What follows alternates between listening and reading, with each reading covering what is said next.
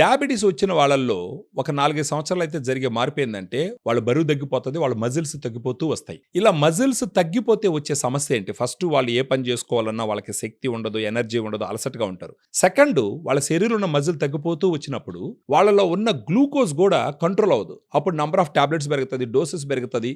So కంప్లీట్‌గా tablets మీదనే depend అయితే అప్పుడు డయాబెటీస్ కంట్రోల్ కాకుండా ఉండడమే కాకుండా, ఒకవేళ దేవుడు ఒక 80-100 సంవత్సరాల ఆయుష్ ఇస్తే ఒక 10-15 సంవత్సరాలకు ముందర వాళ్ళ ఆయుష్ తీరిపోతుంది. రీజన్ ఏందంటే ఈ షుగర్ శరీరంలో ఉన్నటువంటి అన్ని అవయవాలను దెబ్బతీస్తుంది.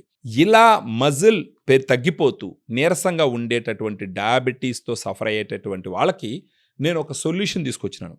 అది మరేదో కాదు, డయాగ్రాండ్.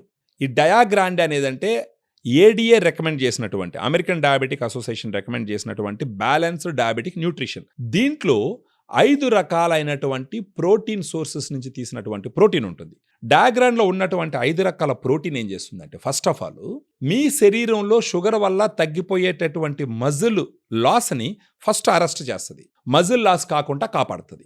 అండ్ స్లోగా over a period of time ఆ మజిల్ అమౌంట్ని పెంచుతూ పోతుంది. అప్పుడేమవుతుంది, శరీరంలో ఉన్నటువంటి గ్లూకోజ్ ఈ మజిల్లోకి వెళ్ళి ఖర్చు అవుతుంది.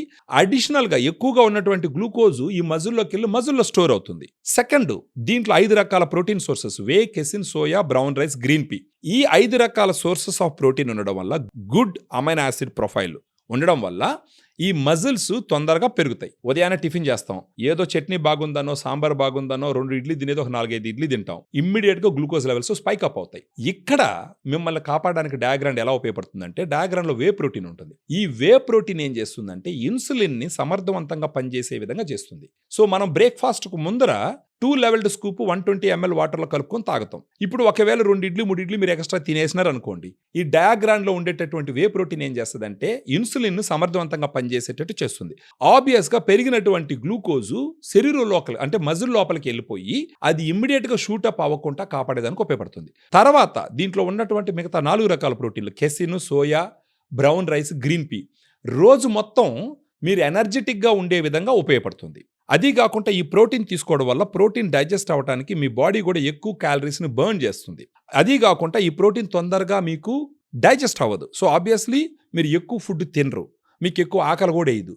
దీని ద్వారా కూడా పెరిగేటటువంటి గ్లూకోజ్ లెవెల్స్ని కంట్రోల్ చేస్తుంది. డయాబెటీస్ ఉన్న వాళ్ళలో HbA1c కంట్రోల్ చేసుకోవడం చాలా చాలా ఇంపార్టెంట్.